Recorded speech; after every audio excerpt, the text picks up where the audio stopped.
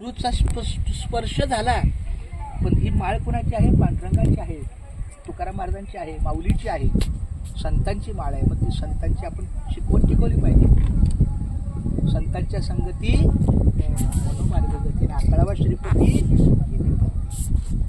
मी सुद्धा MA तुकाराम महाराजांच्या अभ्यासावर केलं, म्हणून मला तुकाराम महाराजांच्या अभंगाचं जगणं माहिती आहे. फार सुंदर. काय सांगू आता, संतांचे उपकार मज निरंतर जागृती, काय होऊ त्याच्या व्हावी उतराई, आणि ठेविता हा पायी जीव थोडा. म्हणजे विचार करा, तुम्ही अध्यात्मात आला म्हणजे प्रत्यक्ष भगवंताच्या भेटीला आलात. तुमचं हे कार्यकेंद्र हे प्रथम भगवंताचं आहे. फार लांब नाही आता तुमच्यापासून भगवंताचं, पण दिसलायला पाहिजे भगवंत, समजायला पाहिजे. मला आईमध्ये माऊली दिसते, मला हे सचिन मामा आमच्या मुलांचे मामा आहेत, काय इतकं चांगलं कार्य केले की मला यांच्यामध्ये पांडुरंगाचं दर्शन होतं. प्रत्यक्ष पांडुरंग तुम्हाला कसा भेटेल तो तुमच्या सानिध्यात असणाऱ्या त्या कृतीवर आहे. म्हणून मी दिवसाला कोणी जरी मला सहकार्य केलं, पांडुरंगाचं दर्शन मला झालं. त्यामुळे तुमच्यातली माणसाची माणुसकी ही पहिली महत्वाची आहे. म्हणून माणुसकी ठेवायची, एकमेकाचा आदर करायचा. काही अंशी मज्जा म्हणून विनोद ठीक आहे, खेळ ठीक आहे, पण सगळ्यात महत्वाचं म्हणजे एकमेकाचा आदर करणं. वारकरी संप्रदायातलं सर्वात मोठं शिक्षण म्हणजे आपण एकमेकाचा आदर करणं. सहज लात लागली आपण काय करतो? पाया पडतो. का पाया पडतो बाबा? त्याच्या मधला एक भगवंताचा अंश आहे.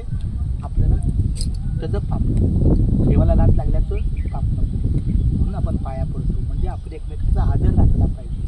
अशा फार सोप्या सोप्या, म्हणजे तुम्हाला फार मोठं ब्रह्मज्ञान सांगितलं, अजून तुम्ही लहान आहात म्हणून मी साध्या सोप्या भाषेतच सांगतो. फार मोठा गाडा, आता हे अभ्यासक आहेत, स्वतः कीर्तनकार महाराज आहेत, यांच्यासमोर एवढं भाष्य करणं मला योग्य नाही आहे. पण त्यांनी मला सांगितलं, सर आमच्या मुलांना काहीतरी, मला चांगली गोष्ट आहे. मुलात तुमच्याशी माझं संभाषण होणं, तुमच्या सोबत येणं, तुमच्या सहवासात 5 मिनिटं राहणं हे फार मोठं मला महत्त्वाचं आहे. आणि उन्हाळ्यात सुट्टीमध्ये, आता आम्हाला सुट्टी आहे, आता माझ्या शाळेची मुलं कुठे गेली? घरी गेली, ते त्यांच्या गावी गेली, मला माझी सुट्टी आहे. पण तरी आज मात्र मी मुलांबरोबर आहे की नाही? मला किती आनंद वाटला पाहिजे की 10 मेला सुद्धा मी माझ्या मुलांबरोबर आहे. मुंबईची जरी विद्यार्थी असली तरी आहे. खूप छान. तर मला धन्यवाद आमच्या माऊलींना देतो की त्यांच्या हातून फार मोठं कार्य घडतंय. पद्मावती तुमच्या आईचं नाव का? नाही मंदिर पद्मावती. हा हा, असं आहे का? Okay okay. म्हणजे पद्मावती मंदिराच्या माध्यमातून पद्मावती माता आध्यात्मिक गुरुकुल, काय सुंदर आहे वो. फार फार फार. तुम्ही चांगली शिस्त लावून घ्या. हरिपाठ बोलताय, हरिपाठ कीर्ती आणि पवित्रची होय. अजून काय पाहिजे?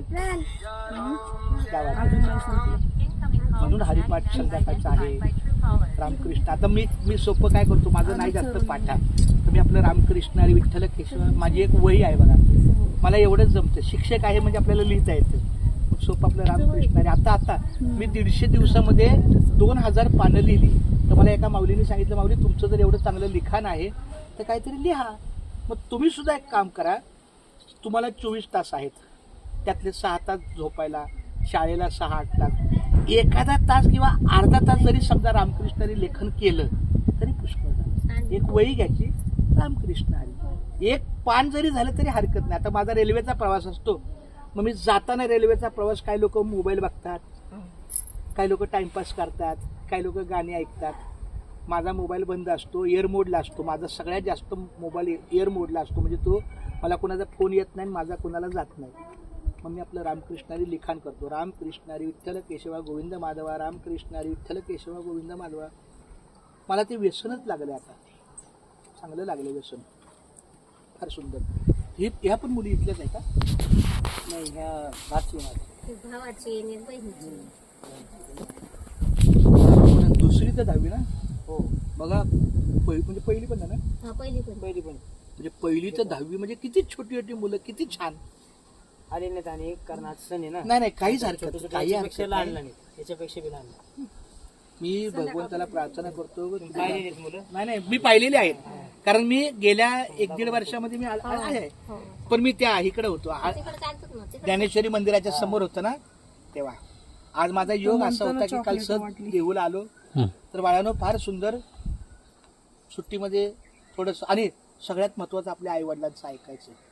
कारण तुम्ही किती जरी अध्यात्म फार मोठं शिकला, आई म्हणजे काय? आई म्हणजे आत्म्याचा ईश्वर. देहात ते कुठल्या देहाची तिजोरी भक्तीचाच ठेवा, उघडदार देवा आता उघडदार देवा. आपल्या देहामध्ये भगवंताचा आत्मा आहे. हे शरीरामध्ये नाशिवंत देह जाणारं सकाळ, त्यामुळं त्या आत्म्याचा ईश्वर म्हणजे आई आहे. जो मुलगा आई वडिलाचा आदेश पाहतो तो खरा. ज्याच्या घरी असते बाप आणि आई, बोला, ज्याच्या घरी असते बाप आणि आई तिथेच असते खरी विठ्ठल रखुमाई. मग मला सांगा, तुझ्या घरी आई वडील आहेत ना? बस, तो तुझे विठ्ठल रखुमाई तुझ्या जवळ आहेत. म्हणून सगळ्यात पहिलं आम्ही प्रामाणिक, म्हणजे मी नुसतं सांगत नाही, मरेपर्यंत मी माझ्या आईचं जेवढं प्रामाणिक आहे तेवढं मी आईला कधी नाही म्हणलो नाही. कधीही. बिचारी शेवटच्या 10 मेला वारली. 4 दिवस अगोदर ती देवळात चंद्रकामाला सोडणार का? सोडणार. ती कलावती आईच्या मंदिरात जात असते, हरकत नाही. म्हणून सगळ्यात पहिलं आई वडील जे आहेत ते पहिलं आपलं ईश्वर. कारण विठ्ठल रुक्माई मला कुठे माहिती नाही कुठल्या मंदिरात आहे, पण घरात माझे आई वडील आहेत. मी वारकरी झालो ते पण आई वडिलांच्या सेवेला झालो. माझं देवाशी ओळखच नाहीये. माझे वडिलांचा मोठा मुलगा जात होता वडिलांच्या सेवेला, तो वारला अचानक. मग मला वाटलं आता माझ्या बापाचा मोठा मुलगा म्हणजे माझा मोठा भाऊ वारला, मग त्या आई वडिलांचं लक्ष कोण देणार वारीमध्ये? आणि तो 1 वर्ष मी त्यांच्याकडे गेलो तर तो देत होता. पाऊस आला की तात्या तुम्हाला चहा पाहिजे का? तात्या तुम्हाला कणीस पाहिजे का? तात्या इथं भेळ आहे, तात्या इथं मकाई आहे, असं काय काय काय आणून तो द्यायचा. आणि अचानक तो वारला. मग मला ते चित्र डोळ्यासमोर आलं. म्हटलं मी आई वडिलांची सेवा कसं